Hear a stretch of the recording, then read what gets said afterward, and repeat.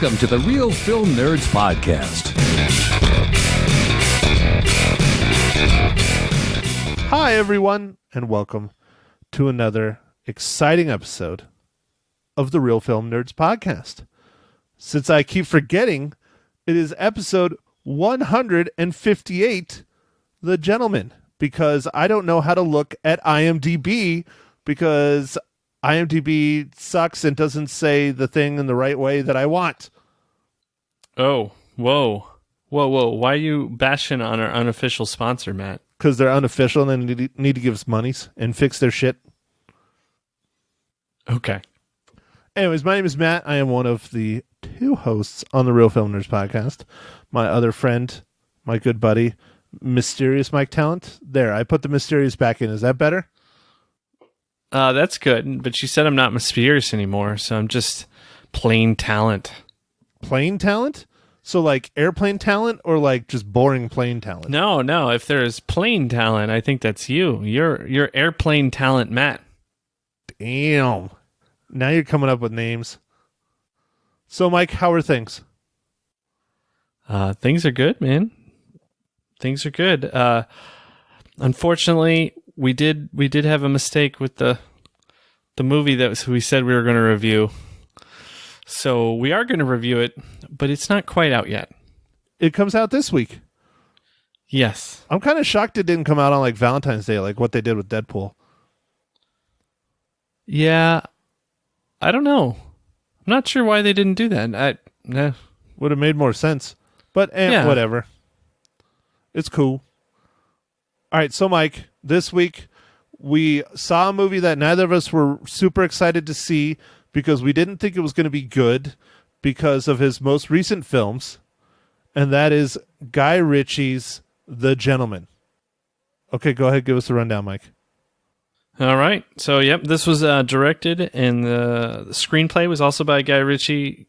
Guy Ritchie was a writer with Ivan Atkinson and Martin Davies. And this movie's starring Matthew McConaughey, Charlie Hunnam, Michelle Dockery, Jeremy Strong, Colin Farrell, Hugh Grant.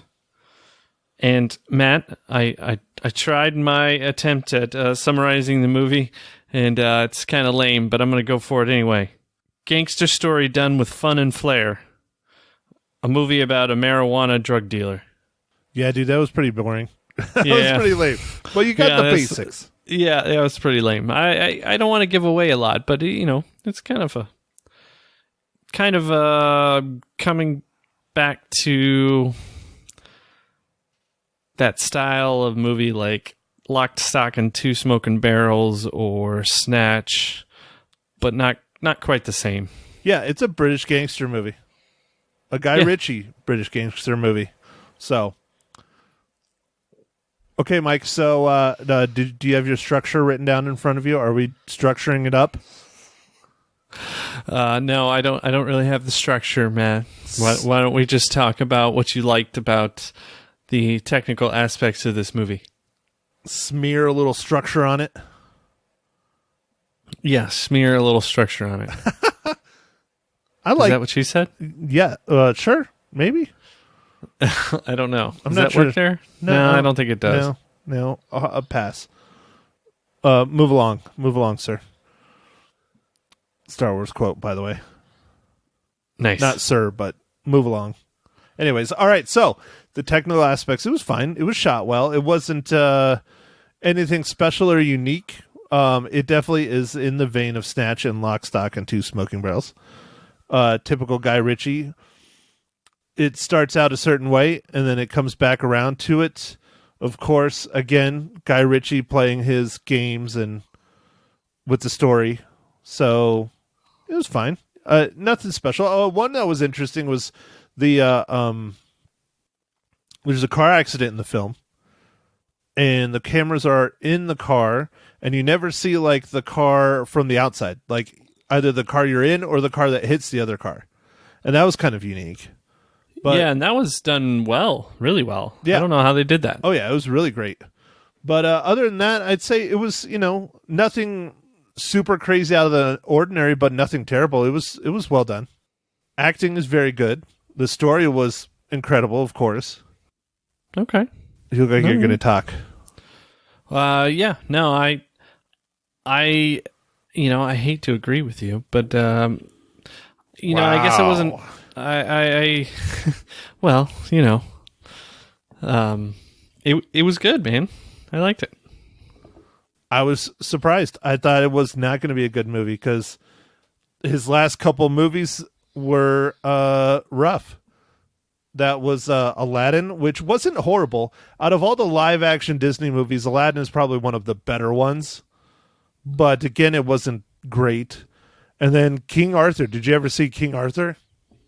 No, I didn't see that movie. Although I heard it wasn't super terrible, but I don't know. What do you think, Matt? Oh, I never saw it, but I heard it was a freaking train wreck. Oh, interesting. And then before that was The Man from U.N.C.L.E. Yeah, I saw that one, and that one was okay. Did we review that one, Matt? No, because I have not seen it. Oh, okay. Yeah, I saw it because I was interested in it, and it was okay, but it was nothing special. It's like Guy Ritchie has love Snatch, love Lock, Stock, 2 Smoking Barrels. Really like Sherlock Holmes, the first one. Yeah, Sherlock Holmes was good. I enjoyed it. It's just sometimes the movies, I don't know. I guess it's hard to say what is happening. I feel like he was married to Madonna for a little bit, and that threw some wrench in there. I don't know. Probably threw a lot more than a wrench in there. How many people she's been married to. Boom! Oh, that's what he said? No, I don't know. Yes, definitely. Definitely he said. Okay. All right, so let's discuss the acting. Mike, what did you think of the acting? I thought it was great. I really enjoyed Hugh Grant's character in this with Charlie Hunnam. I thought they had a pretty fun dynamic throughout the movie. I think Hugh Grant gave one of the best performances of his life. It was amazing. It was fun. You could tell he was having a good time. Charlie Hunnam did fantastic. He was smart. He was suave.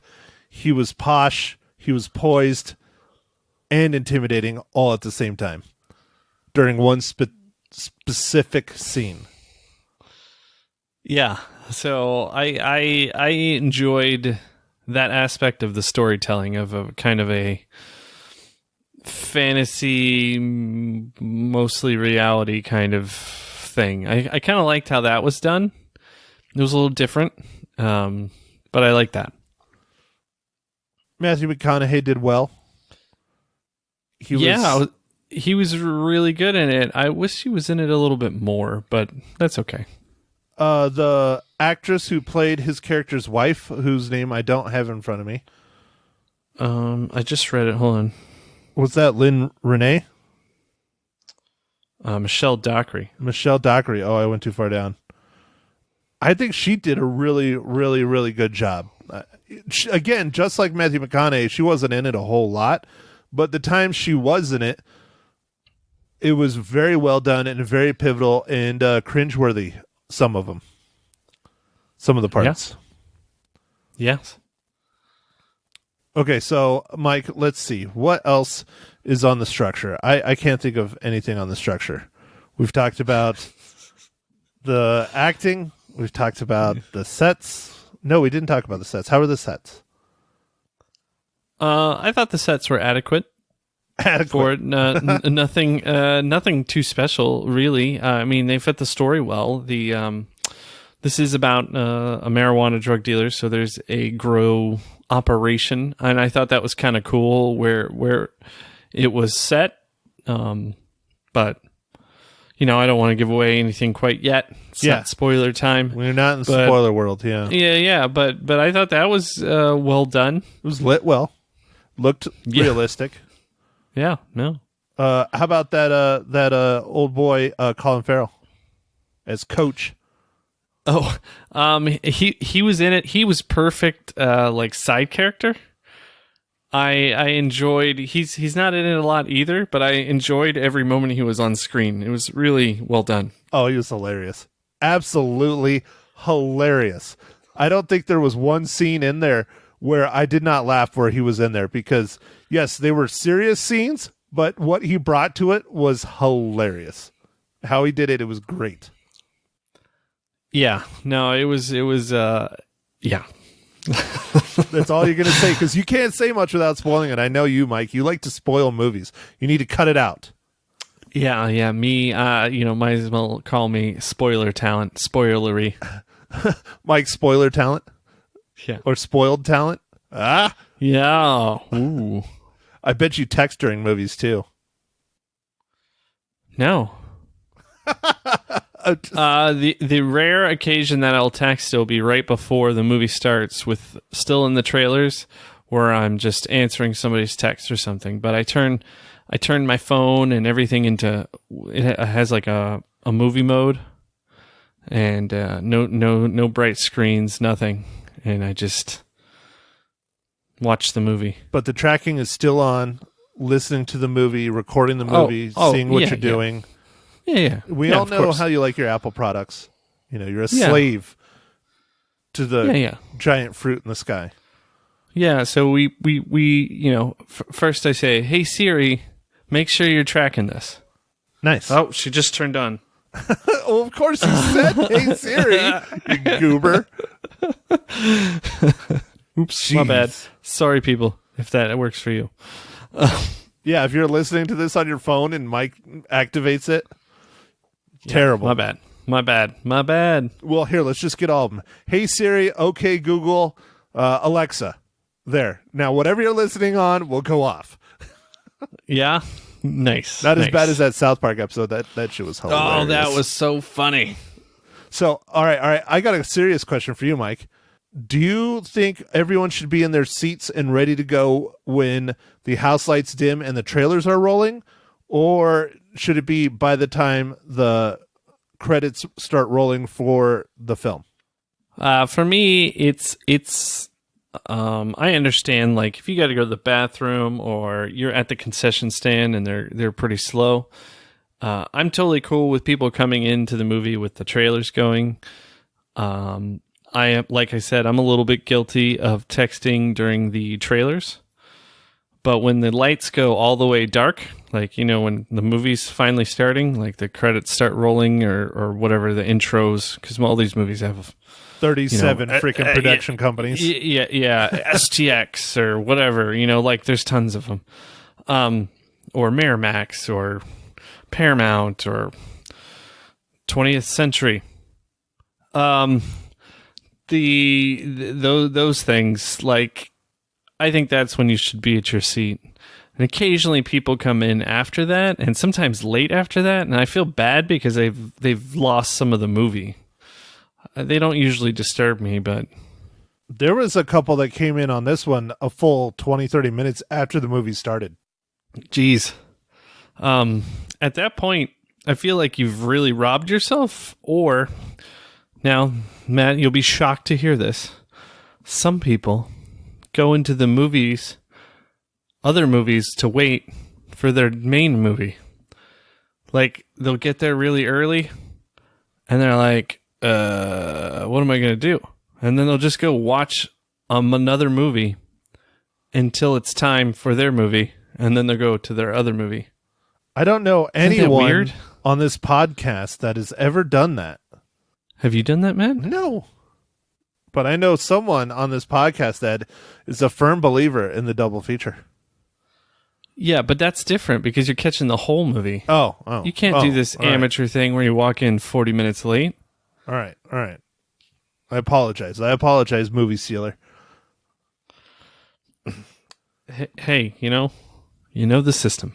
Yeah, you do know the system, Mike. Well, I agree. I have no problem with people coming in, but once the movie starts, man, you should be in your seat. You should be ready to go. You're disturbing people if you're not. I text during the trailers. I check my phone during the trailers. There's nothing wrong with that. If I'm really bored, I'll check my phone during the movie, just usually the time, though. But I have a watch now. Oh. So. Oh, okay. Yeah. No, I don't usually check the time. I mean, there have been times where I'm like, how long is this movie? But most of the time, that doesn't happen. All right. So, Mike, do you have a question you need to ask me? I do, Matt. I do have a question. Matt, what are you drinking?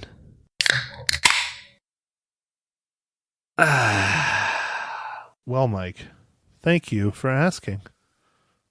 I am drinking a Blue Moon Belgian White. Oh, okay. Simple. Do you have an orange peel? Hell no. Okay. Is the Belgian White like different than their regular one? Or is that their regular one? No, that's the regular one. They just are promoting it on the label? Because I remember it was just, Blue Moon. But I think it's because they do a different flavor. I think it's just the regular one, yeah. Yeah, well, whatever. Yeah. What beverage IPA, canned IPA are you drinking today, Michael? It's not an IPA, Matt. Dude, are you sick? No, I'm fine. Okay. Yeah. No, I don't have that. Oh, I've been saying this joke so much it's terrible, Matt, but I got to say it. I don't have that coronavirus with Lyme disease. I don't like the Coronas either, so. That would be funny if you were drinking a Corona, joke. Though. Yeah, that was pretty rough. Yeah, that's a terrible joke. Anyway, clearly you never go on Facebook, ever. Is it on there? There's tons of stupid jokes like that on Facebook. But that was like 3 weeks ago when it came out. Man, I'm so behind. Anyway, I guess I need to hashtag stuff more or something. I'm drinking a beer from Cigar City Brewing out of Tampa, Florida. And it's called After Sesh. It's a session ale, and it's brewed with orange, lime, and salt. What the hell is a session ale? Did they make the beer while they were toking it up? No, it's like a lighter beer.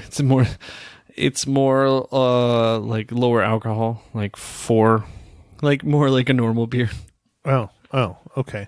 Welcome back to the rest of us that are normal. Hello. What's Blue Moon? Probably 4.3 or something. You want me to look? I'm looking on the bottle. Hold on. 5.4. Oh, okay. 5.4. That's good. Okay, so my turn. Woo! Yeah, woo! Your turn. Woo! Man, excited. You get a little blue moon in you. That's what she said? Whoa. Is that like a Smurf thing or what? Well, yeah, sure. Let's go with that. But if it's the moon, that would be difficult to... All right, we're just going to stop. We're going to stop right there. Stopping right there. Yep. Not getting in trouble. All right. So, Mike, most important question of the entire podcast. How does the gentleman relate to the Marvel Cinematic Universe?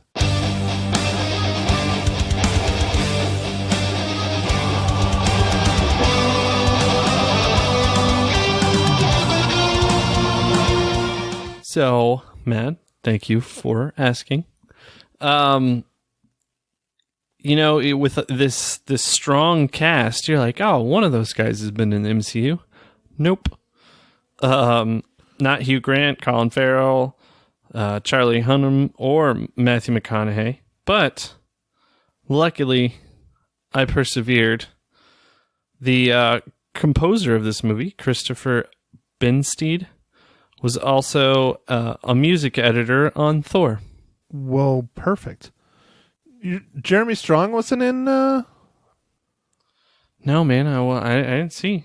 Oh, I'm just asking.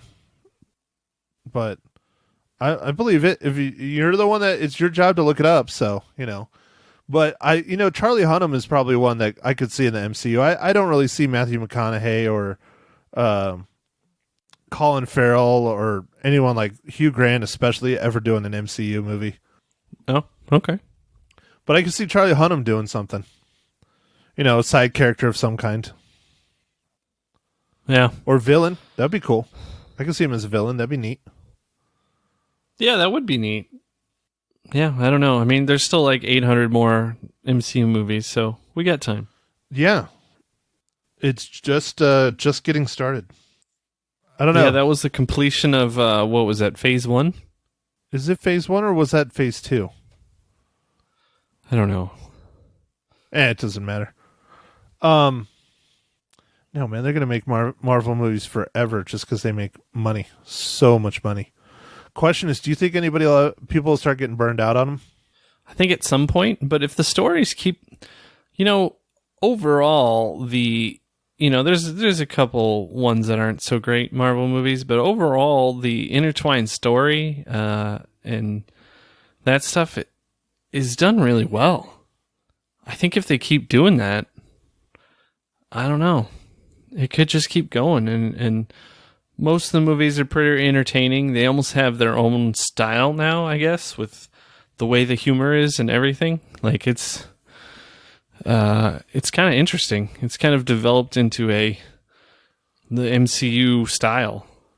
I'm excited to see how the TV shows that are coming to Disney Plus, which we got to see a Super Bowl commercial on yesterday.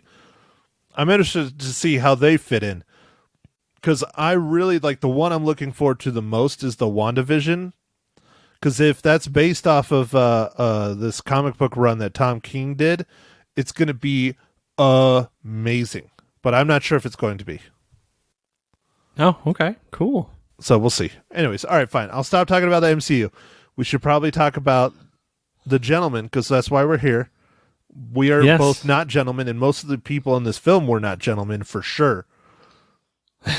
Yeah. So spoilers for The Gentlemen from here on until the end. So Matt, what would you like to spoil first? Oh, there's so much. There's so much. I thought it was a cop-out how he did the, shoot the main character, big actor right at the beginning, and then you get the unveil later on that, no, it wasn't. It was someone else. I was like, that's classic Guy Ritchie, though, But he did stuff similar to that like 2 or 3 times in this movie. Like the Russians. Okay. Like, for example, the Russians. Yeah, I guess the misdirection kind of... There was just too much of it. Lead the audience in the one way.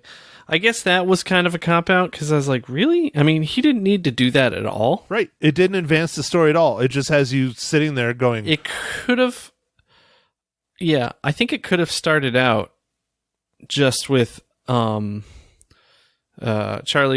Hunnam coming home, his character coming home, and Hugh Grant is in his apartment, and that would have been fine. Or they just could have started out with an introduction by Matthew McConaughey's character and what he's doing and all that, and, at the bar and all that stuff. They didn't have to do him getting shot in the head or what looks like he's being shot in the head. Yeah. But whatever. Yeah. It honestly almost came off like one of those Lincoln commercials, because it was just like he's talking to the camera and shit, and it's just like, what? Okay, so they're going to sell us a Lincoln before this movie? Wonderful. Yeah. A Lincoln with marijuana. The marijuana Lincoln. Colorado edition. Yeah. There we go. The Colorado edition of the Lincoln. The Colorado edition. Oh, I like it. It's got little cubbies for all the marijuana. Yeah, you got a auto roller like in the console. Love it. Oh man, that'd be great. Yeah, I think that was a cop-out, but this movie was kind of fun. Like, I guess my expectations were kind of low, and because it'd been getting rocked by some other critics, but I enjoyed it. I thought for the most part it was kind of a fun ride. It's nothing too serious, and would I tell you to go see it in the theater? Probably not. But if you got some gift cards to burn for Christmas, or you're just looking for something kind of fun, it's not really that serious. There are serious aspects to it, but I guess there's a couple scenes that are kind of serious, but for the most part, it's not too serious. Well, if you listen to me on Magic 99.1 this morning, I said it is not worth your time to see it in the theater either, but I really did enjoy it. I was shocked. I thought it was going to be absolute trash, much like you thought, Mike. I thought it was just going to be a bad movie, and it wasn't. It was a lot of fun. I enjoyed it. I thought it was very entertaining, but wait until it comes out on the old RedBox or Netflix or Amazon or one of those guys. It's well worth a watch, but you're not going to get any benefit from seeing it in the theater. Yeah. No, there's minimal type action stuff. This movie is more about the story, twists and turns, I guess I would say. So what do you think of Charlie Hunnam's scene where they're all chasing down the kids that got the video of the one kid fall into his death. Oh, I thought that was pretty funny. That was so intense. I loved it. I thought it was great. Because it kept like escalating and getting stuff, and then he finally, I liked how he finally, I was like, how's he going to get out of this? This doesn't look good. And then I won't give away that part, but when it finally gets to its conclusion, I was like, well, I didn't see that coming. No, I didn't see it coming at all. And I was like, man, he is a true badass. Now you know why he wears a trench coat. It was pretty awesome. Yeah. It was pretty fun. Yeah, I thought that was fun. Oh, you know, that was something random in this, Matt, that I forgot to mention during the technical aspect. The kind of video, like YouTube-y video that the coaches boxing guys did. I thought it was really entertaining and funny. Yeah, what did they call that? They call that like fighting porn or something, right? Yeah, they had like a name for it, and I don't know if that's like a style of something they do in Britain on YouTube, like popular YouTubers. I'm not sure. No, those were some surprise characters that, along with Colin Farrell, I just really thought were great. They were a lot of fun. They were smart, and they were violent, and they were just not what I expected at all. And how you're introduced to Colin Farrell, how he's sitting there, just these kids are trying to rob him. Oh, that was so funny. In the, what was it, like a restaurant or something, or a bakery, or yeah, I think it was a restaurant. Yeah, I don't think it was a bakery, but I think it was like a sandwich shop or something. Yeah, it was a food place of some kind. And how he was introduced to him, and he's sitting there trying to teach him like a life lesson as they're trying to like rob him. I thought that was that's totally like something a teacher or a coach would do. That is a badass like that. And it was funny because he kept just like making fun of him, like worse and worse. I liked it. It was good. Good scene. Yeah, Colin Farrell, man, he was really a lot of fun. But I still think Hugh Grant did the best. He was just so spot on, man. So spot on. He was just slimy and creepy and just messed up. Oh, yeah. No, I liked his character a lot. So good. It was fun. I thought the way that they told the story was kind of fun for that aspect, where kind of Hugh Grant's character is recalling what he thinks happened for certain situations. And Charlie Hunnam's character is like just kind of nodding his head, but not really acknowledging anything he said at all, which is awesome. Like, just, that's what you think happened, huh? Like, well, it was really unique too, because you're not sure what's going on, because you find out later on at the end of the film, Hugh Grant's character wrote a screenplay of these things going on, and he's trying to pitch it to Miramax, who happens to be one of the production companies on the film. And it was just like, so was this like 100% real, or is this them talking about it? And then Charlie Hunnam's in like the cab outside. That was a really interesting way to tell the story. I really enjoyed that, because he's like saying, okay, cut to this. And then, like who is it? Jason Wong's character? Yeah. Was like, okay, and he's like some badass, crazy, psychotic Asian gangster guy, and it shows him like shooting these fully automatic weapons, and then he's like, Charlie Hunnam's like, no, that's not it at all. And then it cuts back to him just being this suave, like James Bond like looking guy. It was really fun how they told that story. That's the Guy Ritchie I like, man. That's the fun Guy Ritchie. Give me more of that. Yeah, there was that part where he's like, and then he kills him. And he's like, no, he wouldn't do that. And he's like, oh, all right. And he like, it rewinds, and then it like changes. I thought that was cool. How they told the story was one of the fun, really fun parts about this film. What else you want to add about The Gentlemen? I went in with low expectations and was pleasantly surprised. So this is another pleasantly surprised movie early this year. Like, I didn't know what we were going to get with Bad Boys for Life, but it was actually a lot of fun and quite good. So I guess who knows what's happening this year for movies. I hope it's a trend that in the early part of the year, we're going to start getting some of these more fun films. Yeah, they're not going to win any awards. They're not going to be talked about at the Academy Awards. None of that crap. But it's still a good time at the theater, and it puts butts in the seats. Yeah, no, I enjoy a good time at the theater. Well, and our next film that we are going to go review, hopefully, that I didn't screw it up again, Birds of Prey, is actually getting pretty dang good early buzz. People are saying it's really a lot of fun. Yeah, no, I'm looking forward to it. It looks like a comic book, all women bad guys. So it's kind of like I'm blanking on the name. What was the one where she was in it also? Suicide Squad. Yeah, it's kind of like a female Suicide Squad, right? Yeah, kind of in a way, because they are all villain characters. So I think it'll be fun. And I mean, they got Ewan McGregor in it too. He's a wonderful actor, and he's a villain, which will be fun too. Yeah, that will be fun. That'll be fun. So I'm looking forward to it. Margot Robbie has been killing it lately with all the movies that she's been doing. Like she was in that political movie, Bombshell, the Fox, the Bombshells, and then she was also Tanya Harding in I, Tonya. Like she's just been, I don't know, she's been on a roll doing all kinds of movies. She has great range, very good range. Yeah. So speaking of ranges, Mike, how many reels? Oh man, good job. Nice. That was a good segue. Woo! Yeah, it was. Yeah, I'm gonna give this one 3 reels out of 5. I really liked it. 3 and you really liked it? 3 and you liked it? Yeah. 3 and I liked it. Average, Mike. It's an average film. It's better than an average film. It's a 4 out of 5 reels, Mike.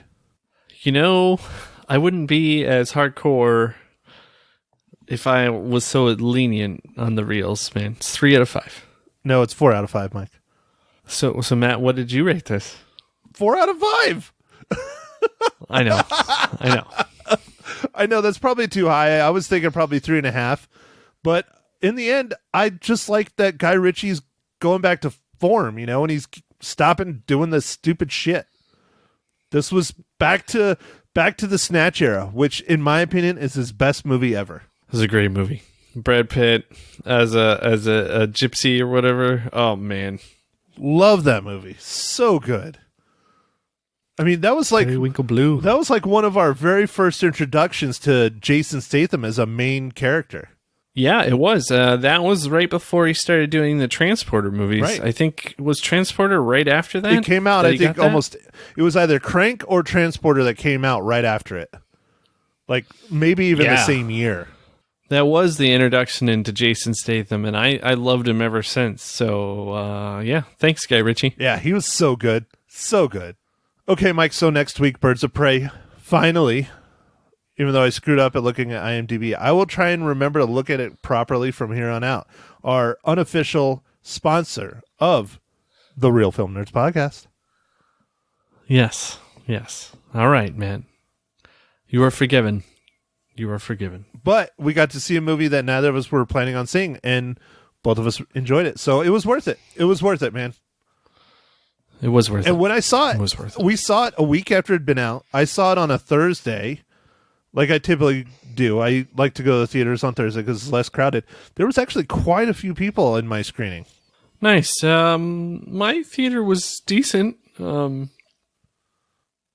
which is a little bit surprising. So maybe it's got some legs. Well, I believe it finished 5th at the box office this past week. So not terrible, but it's not breaking any records. That's for sure. I guess, let's see, what else came out? Hansel and Gretel, and I guess that bombed really bad. And then the, what was it called? The Grace Project? No, it's like a musical note. What was it called? If you don't know, I don't know. The Rhythm Section. Oh, yeah, it finished badly. So the top grossing movies this week, Matt, were Bad Boys for Life, 1917, Doolittle, Gretel and Hansel, Jumanji: The Next Level, Then the Gentlemen, Star Wars Episode 9, Little Women, The Turning, and The Rhythm Section. Well, good for Bad Boys for Life, man. I mean, they're clearly people are liking that movie, so making a decision to do number 4 was a smart move. Yeah. It's got 148 million, and it's only been out for 3 weeks. Yeah, that one's going to be out there for a while, man, for sure. What else you got for me? I don't know, man. I don't have anything new. Do you think we should do like a Netflix movie coming up, or what are you feeling out? Obviously, we won't talk about anything on the unofficial podcast or unofficial sponsor because don't want you to mess that up. Oh no, I got it pulled up properly this time. See, where I screwed up is when you go to new movies, they put the ones that are coming out that week in the tab for in theaters. They don't put it under the coming soon. And I just don't look at what date. So opening this week is Birds of Prey, The Lodge, Shakira, Malang, Come to Daddy, comedy horror thriller. A man in his 30s travels to a remote cabin to reconnect with his estranged father. Interesting. And then we danced. That sounds weird. Yeah, a bunch of weird shit. So under the coming soon tab, there's Sonic the Hedgehog, Blumhouse's Fantasy Island, The Photograph, Downhill, Ordinary Love, The Times of Bill Cunningham, What About Love, First Lady, Spy Intervention, Emma, Brahms the Boy 2, The Call of the Wild, Greed. It's looks like the next couple weeks are going to be a little tough there, Mike. So yes, I think we need to do either a tributary or a legacy. But you know one thing, and I it's going to break my heart, Mike. It's going to break my heart, but I don't know if we're going to have time to do it. What's Valentine's Day, Mike? February 14th? It's a little bit more important than that, Mike. The Poindexter Awards, Mike.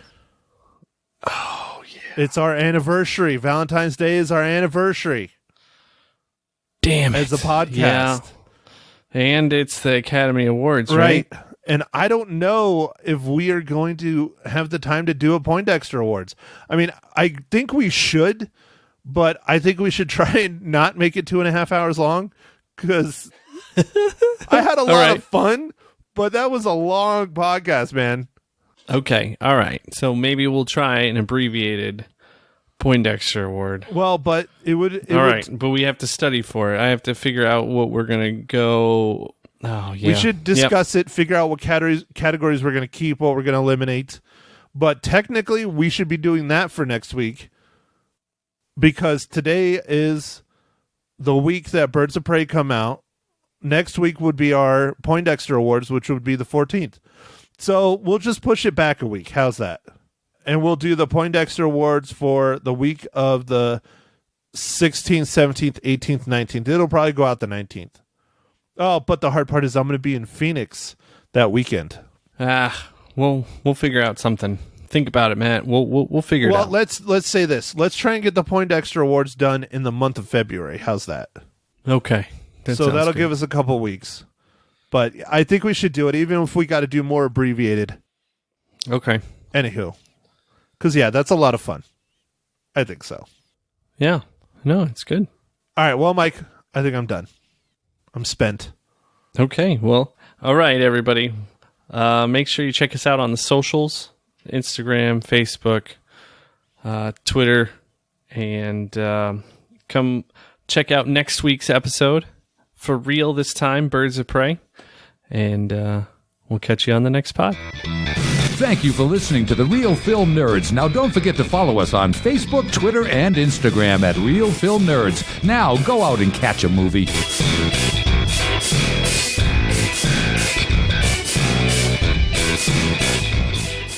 Joining me in studio now on Magic 99.1 from the Real Film Nerds podcast, Matt Henshaw. Good morning, Matt.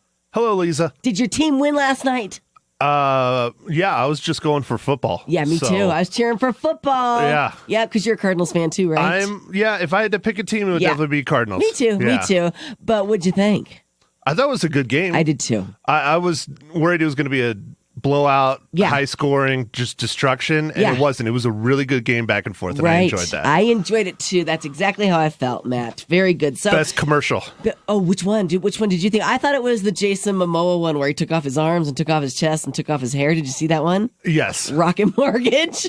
I got to go with Bill Murray in the Jeep because it was very good. I just love Bill Murray, and I loved Groundhog Day. Yep, that was a movie, good one too. Amazing movie. Yep. Some good commercials last night. Yeah, not bad. Halftime show. What'd you think? There was it was interesting. Yeah, a lot of chatter about it being inappropriate and not family friendly. There was a lot of risque dress. Yes. I'll just leave it at that. And risque shots. And shots. Yeah, Yes. the couple that looked like they were shooting from the ground up. Yeah, that was Yeah, I agree. Okay, so we're on the same page. Yeah. Yeah. Okay, cool. Demi Lovato nailed the national anthem. Yes, Yeah, she did very she's good. So good. Okay. Very good. Let's talk about movies. Did you see one over the weekend? Yes. What'd you see? It came out not last week, but the week before. There wasn't a whole lot that came out last week. I was hesitant on seeing this movie in the theater in the first place because I wasn't a huge fan of his last movie, which was the live action Aladdin. Oh. But I saw Guy Ritchie's The Gentlemen. Oh, okay. What'd you think? I liked it. I was shocked. It was better than I thought it was going to be. Okay. Do I recommend everybody rush out and go see it in the theaters? Nah, probably not. I came in fifth place at the box office this weekend. It's not a must see, but Okay. it was fun. It was entertaining. I liked it. Yeah. It's Guy Ritchie's going back to his roots. I don't know if you've ever seen the film Snatch. I did. Brad Pitt. Yes, I did. It's very much in that vein. Okay. And that's what Guy Ritchie excels at. Weird gangster British films that have twists and turns, and that's what this is. Okay, good. And it was entertaining. It was entertaining. Yeah. How many reels are you going to give it out of 5? I'm going with 4. You really I'm going are? with 4. Yeah. Wow, okay, so you really I was liked wavering between 3.5 and 4, but the story is what makes it, and the acting was great. Hugh Okay. Grant, oh my gosh. Really? Hugh Grant was amazing in that film. Okay. Absolutely incredible. Charlie Hunnam, Hugh Grant, Matthew McConaughey. Don't just skirt over Charlie Hunnam. Charlie Hunnam did great. He Okay. did really, really good. He always he's tough when he's like a lead character, and here he's Matthew McConaughey's enforcer and sidekick, and he's very posh and put together and intimidating at the same time. Okay, you sold me. It I'm was going to see great. it. I'm going to see You're it. gonna go see it? Yeah, I'm going to see Nice. it. All right, excellent. 4 reels from Matt Henshaw from the Real Film Nerds podcast. Thanks for coming in, Matt. Thanks again, Lisa. You're welcome.